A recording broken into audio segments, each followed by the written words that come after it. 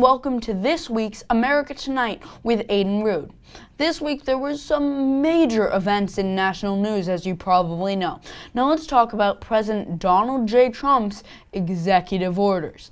In July of 2012, as President Barack Obama began serving his second term, Donald Trump tweeted, as he's become famous for doing, quote, "Why is Barack Obama constantly issuing executive orders that are major power grabs of authority? This is the latest," unquote, with a link to one of President Obama's then recent executive orders.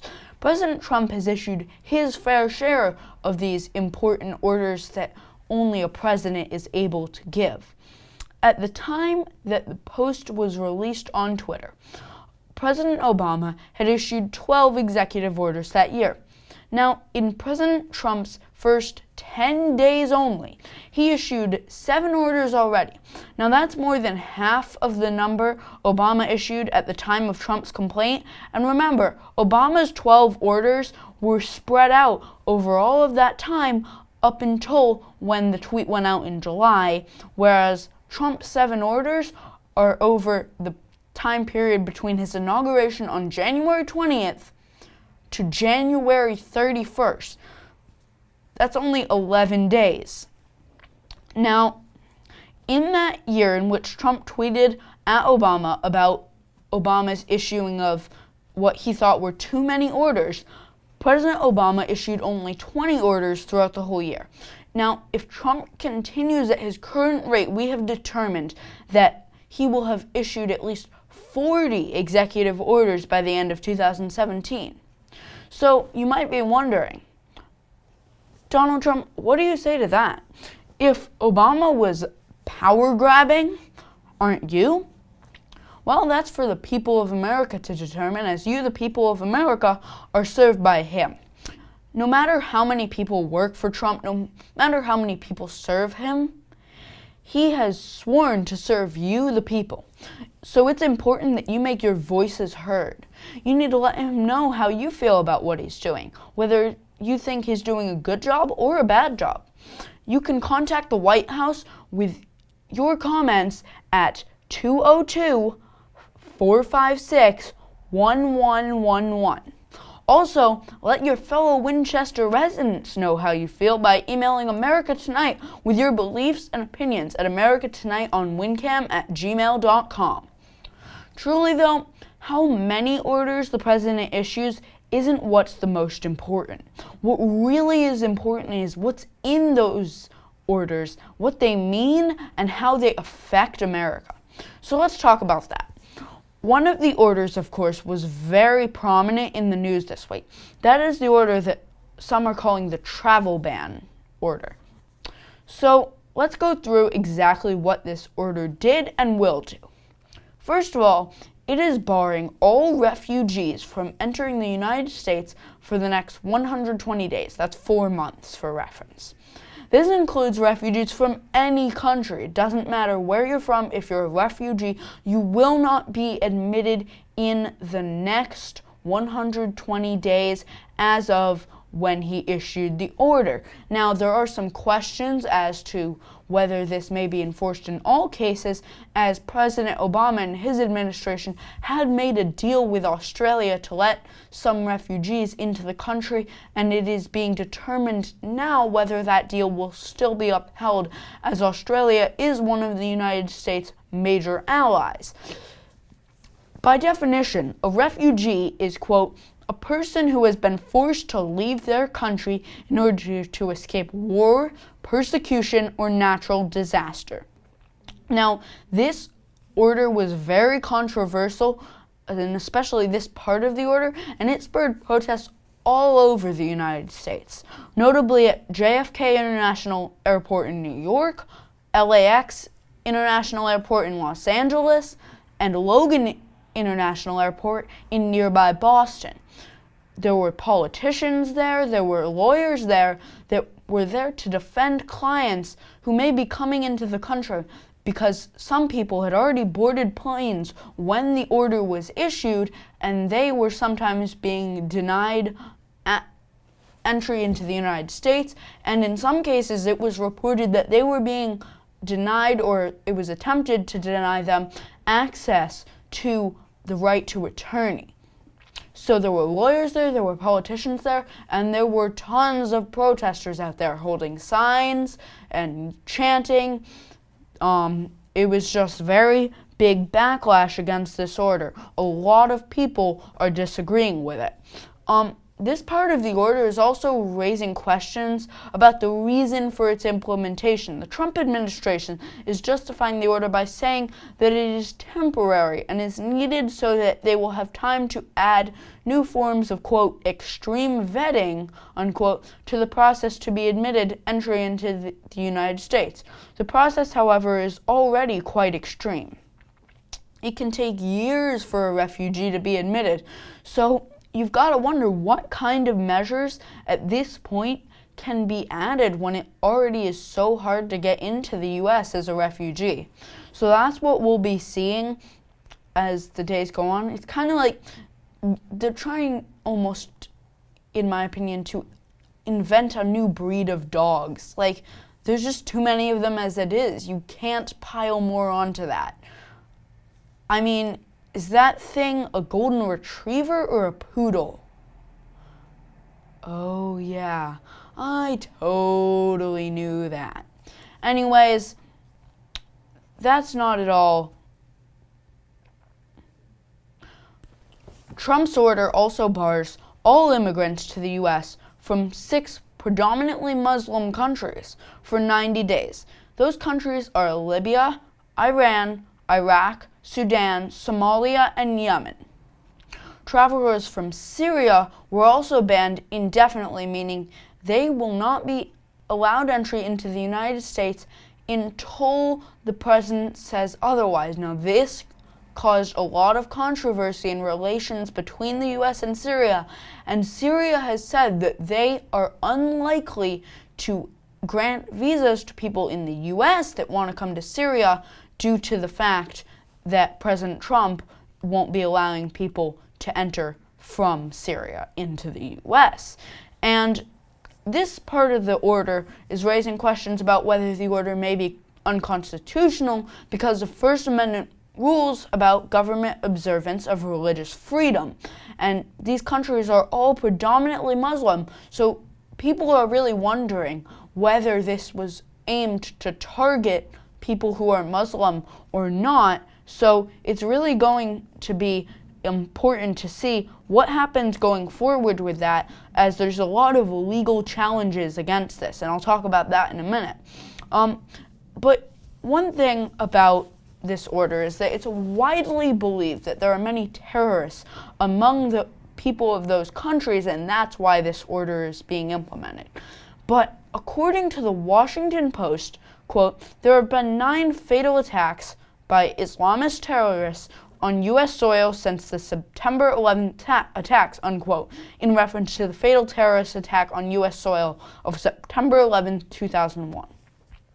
None of the countries Trump banned were actually the country of origin of any of those attacks since 2001. That's 16 years.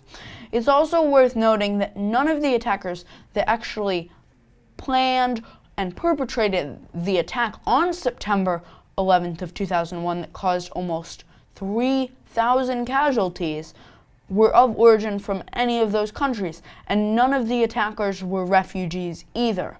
In President Trump's speech after making the order official, he talked about 9/11 as one of the reasons for the order. He talked about how we're never going to forget 9/11, and that is certainly true. But the fact that none of the countries involved in the ban had anything to do with any of the attacks in the past 16 years raises questions about the legitimacy of the order. The response to the order was absolutely huge, and that's because its effects are huge as well. One majorly affected group is students of colleges and universities. The United States welcomes many students every year from all over the world. The presidents of Ivy League schools, Harvard and Cornell, along with many other presidents and staff members of universities and colleges throughout the United States have condemned the order. It also caused outrage in the world of U.S. business.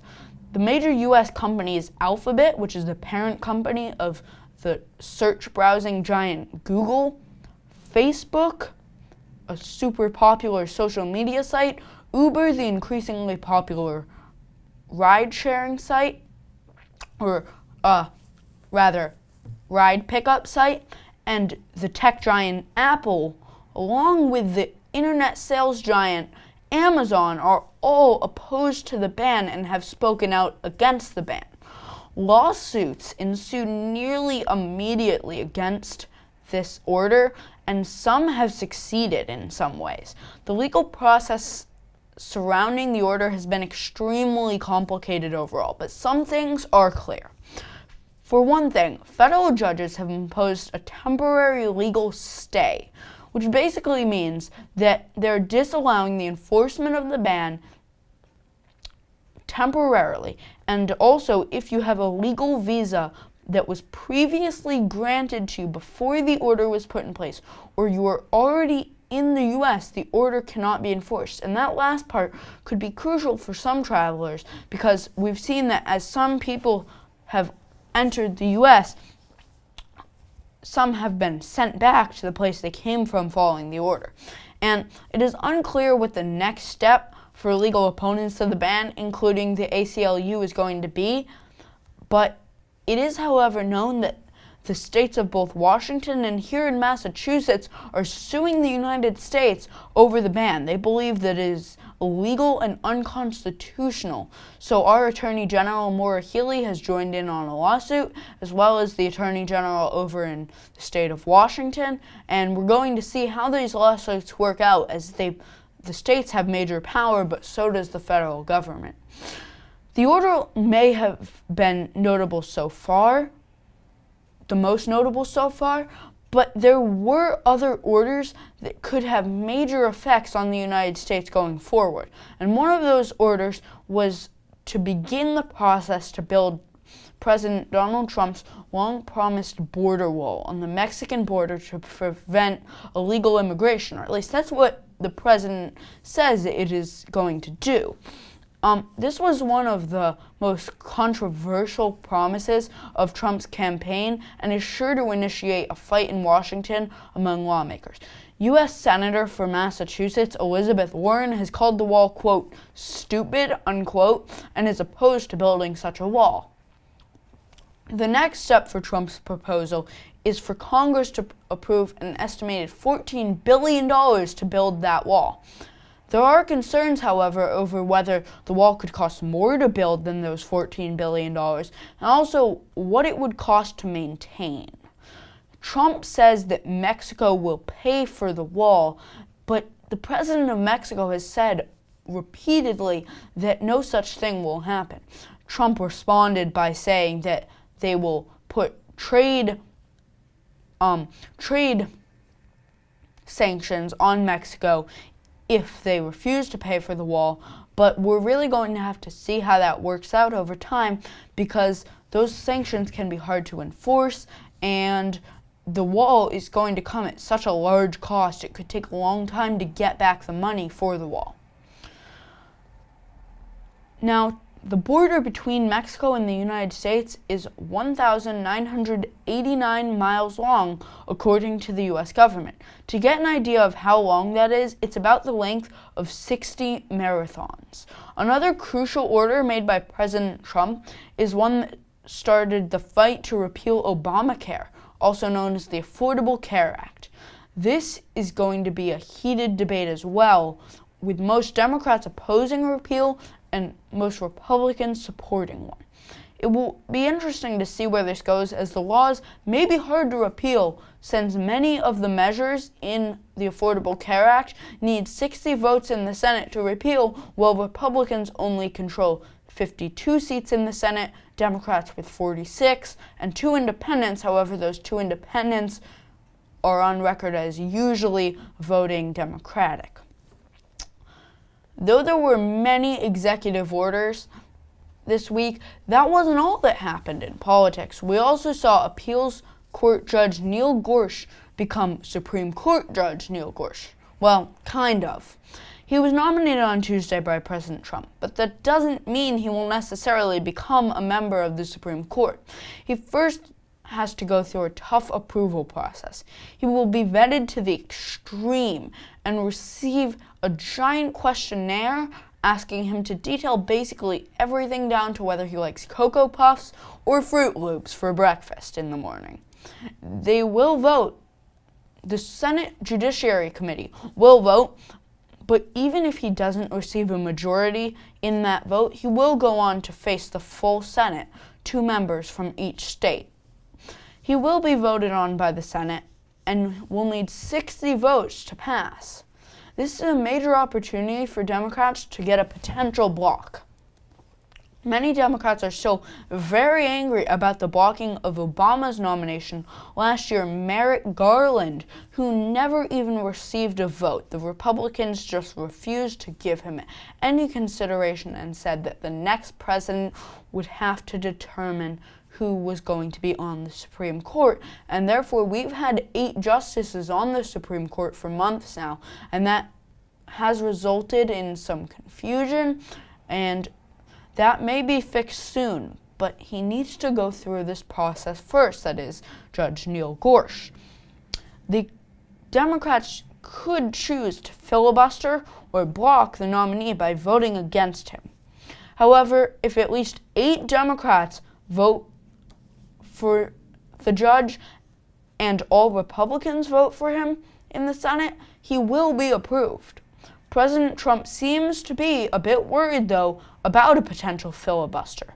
He told Senate Majority Leader Mitch McConnell, who is also a Republican, this week that he should, quote, go nuclear if necessary. By this, he means to change the rules to disallow the filibuster. Rules have been changed this week to allow nominees for Trump's cabinet to go through, such as Scott Pruitt and Steve Mnuchin for certain positions that the Democrats tried to block because there were rules in place that members of the minority party did have to be at the vote for the vote to count, and by not showing up, all of the Democrats were able to block that vote from going through, but the Republicans chose to just change the rules, and that happened because they have a majority in everything. They have a majority in the Senate, they have a majority in the House, and they have the executive branch under their control. So they really have an opportunity to change things based on values that all of those groups agree on. However, Mitch McConnell is known to be a strong believer in the traditions of the Senate and may choose to allow the filibuster to happen. But there's also going to be some extreme pressure on him from his Republican colleagues to let the nomination go through because they really want to have control of the Supreme Court, because then they would have control of all 3 branches of the government, and that would be pretty major for them. Another nominee that may be blocked is Trump's pick for Education Secretary, Betsy DeVos. It may be a bit harder to block her, but 2 Republican senators did say this week that they will vote against her this coming week and that they cannot support her. That means that if all Democrats and those 2 senators voted against DeVos, they would have a 50-50 tie in the Senate. However, the tie-breaking vote is held by the Vice President, who is currently Mike Pence, so she would most likely be confirmed with his vote. However, if 1 more Republican senator voted against her, she could risk not being confirmed. In some news that is more local to us right now, there was what's being called a robo-bomb threat at Ambrose Elementary School in Winchester on Thursday. This basically means the school received a robotic call threatening a bomb attack. In the media statement from the Winchester Police Department, I was told that, quote, at approximately 11:10 a.m., the Ambrose Elementary School received an automated robocall threat that there was a bomb in the building set to go off in 1 hour, and public safety was contacted, unquote. And also that, quote, it was determined to evacuate the building to the Parkhurst School, unquote, which is another building in Winchester. I'm being told that no bomb was found in the school and that the incident is still currently under investigation. I was also told that other locations in the area received similar threats and that nobody was harmed in the incident. Lastly, we have some sports news for you this week.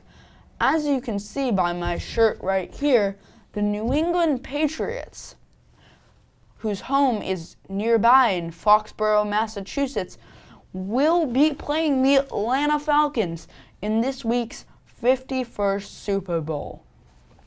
It will be a heated matchup with two of the best quarterbacks in the league facing off. You've got four-time Super Bowl champion Tom Brady, and then you have someone who's never been to a Super Bowl before, but has a lot of experience in the NFL and has had a pretty amazing season, quarterback for the Atlanta Falcons, Matt Ryan.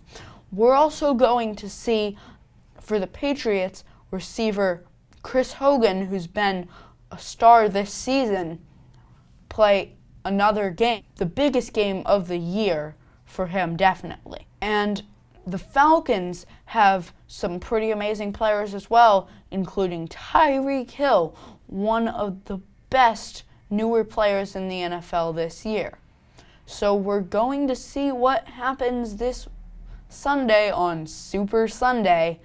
This was taped before the game was played, so we're going to have to see what happens, and we'll update you next week for your coverage of what did happen in that major American sports game. Some consider it a holiday itself. Although it's not an official holiday, many celebrate it like it is, with wings and other customs that have become a part of American tradition. We all hope you enjoy your Super Bowl weekend, and thank you for watching this week's America Tonight, providing you with a kid's view on world events, news, and politics. Thank you for watching, and we hope you enjoyed the program.